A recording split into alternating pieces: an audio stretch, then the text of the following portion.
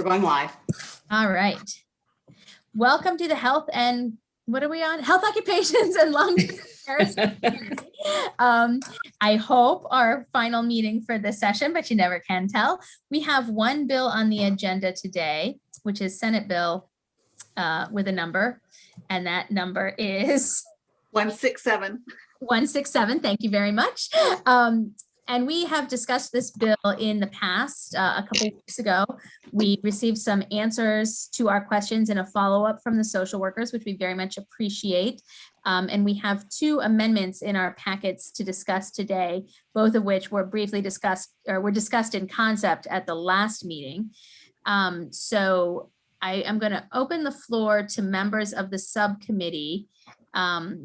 We have stakeholders here as well who can answer any further questions, but I think we should be talking about this in terms of the two different amendments, whether we prefer one amendment over another amendment, whether we want both amendments, et cetera. So why don't, Lisa, can you walk us through, remind us what the bill does and the two different amendments, please? So this bill authorizes the State Board of Social Work Examiners to issue a temporary license to an applicant who, except for passing the required examination, has otherwise completed the appropriate education and experience required for a license to practice bachelor social work or master social work. As the bill was amended in the Senate, that temporary license would last until there was notification of permanent licensure or 1 year after the date on which the temporary license was issued. So you have two amendments. The amendment from Delegate Cullison changes the length of the license from the 1 year to 6 months, but would allow for 1 6-month renewal. The amendment you have from Delegate Krebs would only allow the board to issue the temporary licenses in an instance where there was a state of emergency that lasts for more than 7 days. And then the temporary license would only, the length of the license would only be until 60 days after the exam becomes available again. And Lisa, just for my clarification, I believe it is true. In this bill, there's no like a date by which the board would need to promulgate regulations, or there's no timeline. So if they chose not to move forward with this until it was necessary sometime in the future, that would be okay under this bill? I don't see anything in here that requires that. And it's also authorizing language for them even to do the temporary license. It's not. So it's the control still stays with the board in terms of whether we move forward with this at all. And then we heard discussion last week about how should they choose to move forward with it, they still have authority to regulate it extensively and narrow to whatever they felt appropriate. So that's already in the bill. So I guess Delegate Krebs, do you want to talk to us about your amendment? Well, let me just ask a question about the other amendment. Is there anything in there that says why they didn't take anything about the state of emergency, or is it Not in the Cullison amendment. It's just a timeline. What was in the original bill? Was a state of emergency in the original bill? No, that was in your amendment. But the whole purpose for this was because of a state of emergency. Right. So are there stakeholders here? Do we have someone, Daphne or Rachel? Do you want to, how do you feel? Are you comfortable with adding the state of emergency language in, which is in Delegate Krebs' amendment? If that's what the committee feels is best, we're comfortable with that. I think there are situations when there might not be an exam available for other reasons than, a healthcare emergency. It comes to mind what happened with the Baltimore City and the ransomware attack, something like that. So I think there's different situations in which, because the exam that's used is out of the control of the Board of Social Work Examiners. It's a national exam that's provided by this national company. And so it's really not up to the Maryland board if it's available or not. But if that's what the committee feels is best for a state of emergency, we're okay with that. Would it be possible, I'm looking at the language before us in the amendment Delegate Krebs is proposing. It says, if an examination required under the subtitle is unavailable to an applicant for at least 7 days, we could potentially not specify because of a state of emergency declared by the governor. Presumably, well, I'm not sure, unavailable can mean all sorts of different things. I'm Right. wondering if there's any way to have looser language to accommodate the ransomware attack or something. I don't know about that. And Madam Chair, the ransomware attack, I'm not sure why that really matters because, you know, the city, you can go out of the city to a county. I mean, you can go somewhere else and do it.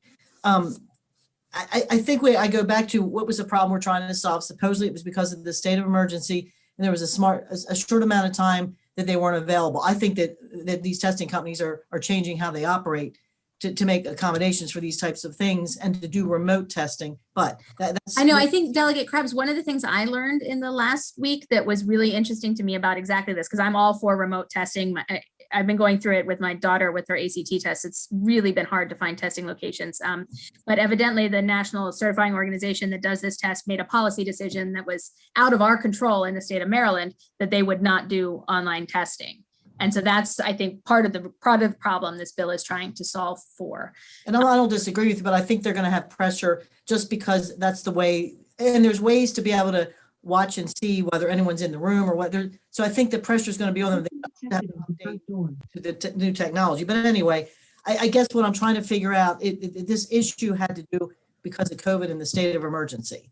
And so I'm trying to make it so that it only happens, not just because there's not a test close by, because who's going to define that? The board, keep in mind, the board is opposed to this bill. They're Right. not doing it at all. We're trying to find a balance for this rare situation that came up last year and to identify it for that one situation, which may not, hopefully never come up again. But the board who does this doesn't really want to do it. And we have, the reason for doing it was the state of emergency. So how do we craft something to allow them to do something for this in the future? Let's hear from Delegate Bhandari and then Delegate Bagnall. Delegate Bhandari. Yeah, thank you, Madam Chair. Thank you for clarifying that. And I will just want to add another amendment in what I seriously think about this bill.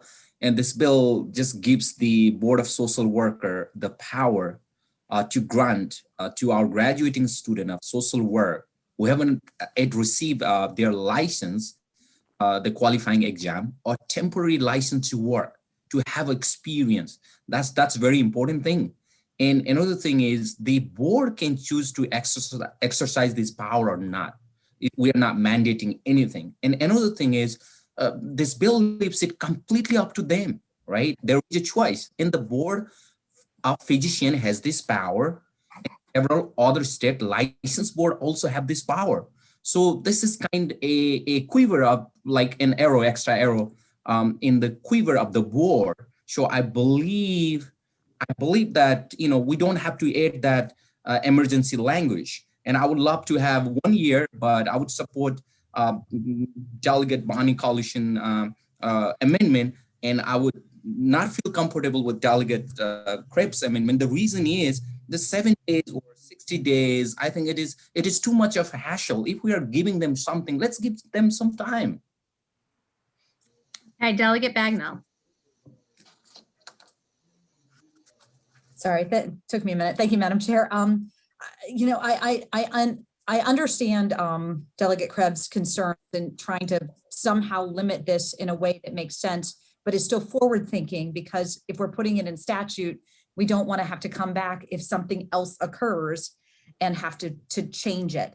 So I'm wondering if there is language to the effect of an emergency or other unforeseen consequences which prohibit the administration of testing for an extended period of time, like just some sort of somewhat more nuanced language than being quite so prescriptive of an emergency. Because if we have, for instance, if we are Texas and we have an extended power outage that, you know, that knocks out the entire state, or you know, we have an emergency that's not a health emergency, we want to be able to It's not a health emergency. It's just I don't think it's limited to a health It's just emergency. any state of Okay, emergency. it's just a It says state of emergency declared by the governor, but I do A flood, yeah. Delegate Bagnall, I am also in that space of there must be something in between that we can all agree to. I think it would be great if we could find something we can all agree to.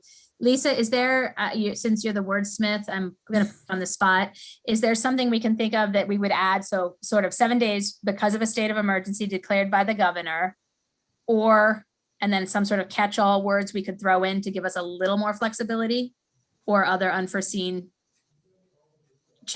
inaccessibility to the exam or something like that? Honestly, off the top of my head, I'm not 100%. I mean, Or other reason Bring it up determined by to the board? pretty much everything. What did you say? I'm Can we sorry? just say, or other reason determined by the board?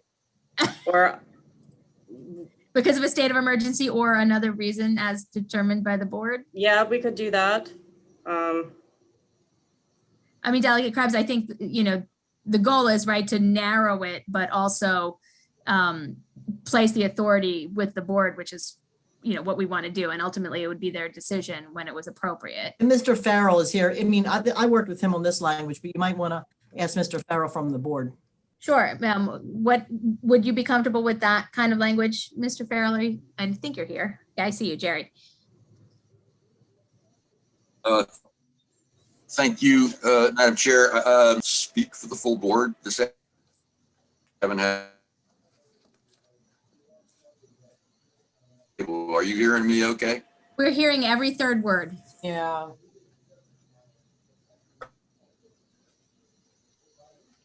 Now we have a nice picture of your frozen face. My internet.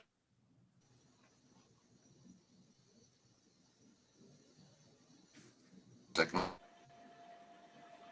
Okay. I don't know. Take the I photo seem to be down, it would having help. Technical problems. We're hearing you a little better now, Jerry. Okay.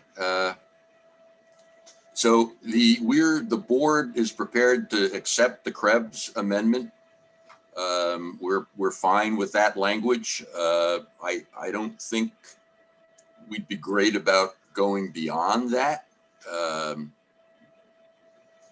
Is there fear, Mr. Farrell? Because again, this is what confuses me about this. And I'm comfortable putting in some language that narrows it to a state of emergency or other unforeseen, whatever, some sort of language like that. But this is entirely authorizing. So you don't ever have to, as the board, do anything with this. It's just authorizing.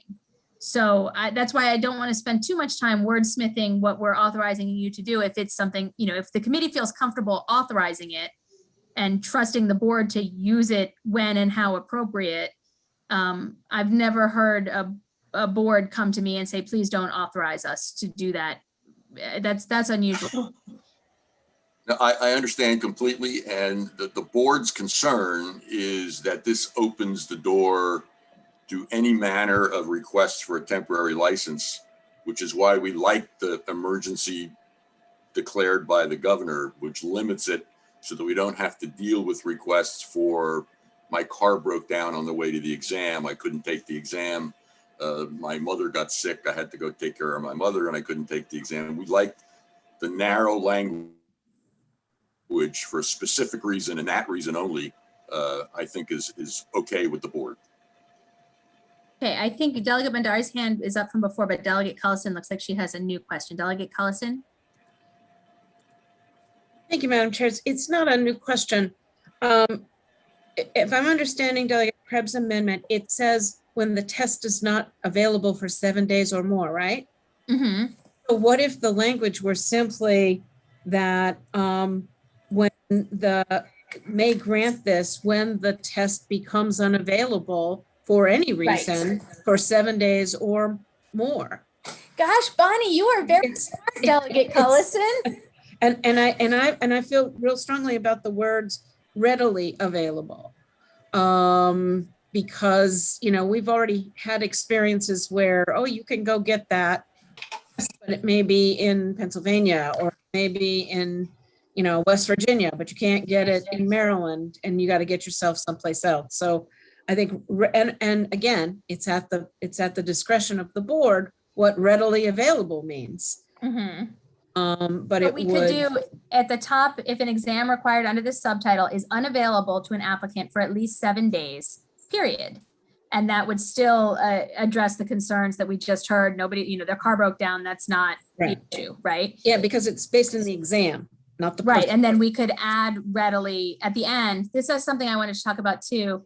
I do feel like 60 days is tight, but But we And could I was add gonna readily say that. available at the end, right? If it becomes Yeah, readily available as opposed to just re-available, because, right. months ago, the vaccine was technically available, but nobody could get it, right? Right. And I guess I would, Madam Chair, as long as I have the floor, if we could go to 90 days, I think 60 days is too short. And I appreciate Delegate Bandari's confidence but I see the need to make some compromises here in order to move this forward. So I was hoping that maybe 90 days would be acceptable to the committee. Well, and it's interesting you mentioned Delegate Bandari, because I think the bill we did for the PTs that he sponsored was a 90-day temporary licensure that we all supported earlier this session. So I think 90 might be a good compromise number as well. So what's on the table before we go to Delegate Krebs is ending the amendment after the test is not available for 7 days, which very much narrows any requests to, there's something going on in the world. And we would add the word readily available and potentially 90 days instead of 60 days. Delegate Krebs.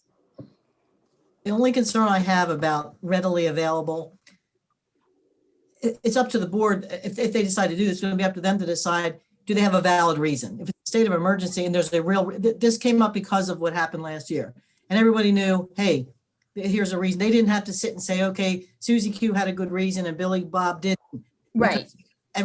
So you're getting into all of these other issues of people make excuses up for lots of things. Let me tell you. So, But if the temporary license is valid, it says, I'm looking at the text of the reprint, it would be valid until 60 days or potentially 90 days after the examination becomes readily available. That would be a determination made by the board for all cases, right? They would decide at one point, so for Susie and for Johnny and for Jimmy and for Bob, this is the day that we've decided the examination is now available, and those temporary licenses are going to expire.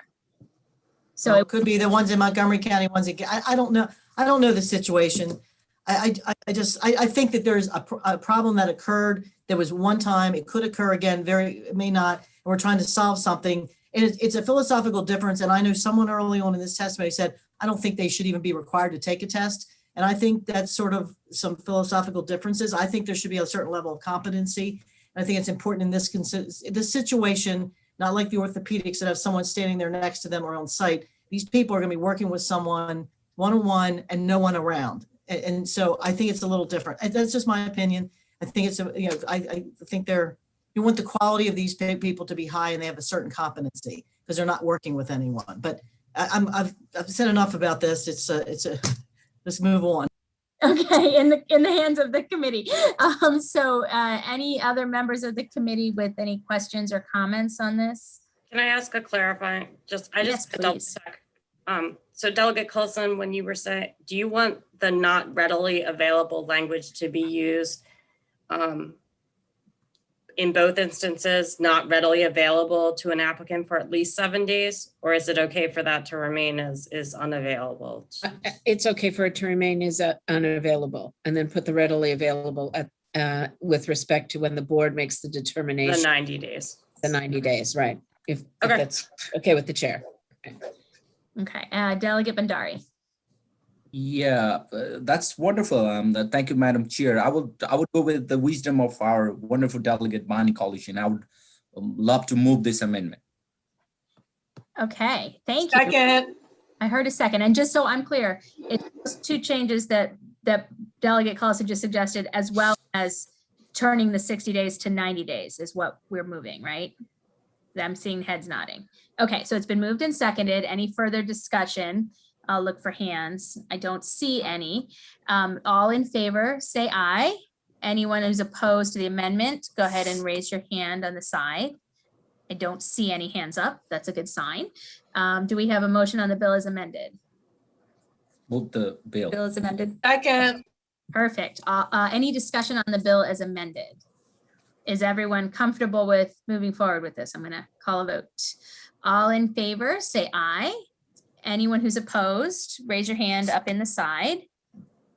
I'm not seeing any hands, so it looks like everyone's comfortable. I'm just going to make sure to give folks a second. Excellent. I really thank the committee for all the compromise on this and the stakeholders for answering all of our questions, and the bill passes unanimously. And we did it by 6 minutes under the wire. Thank you.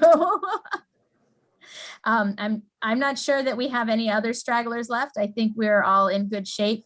I can give you guys, before we adjourn, an update on the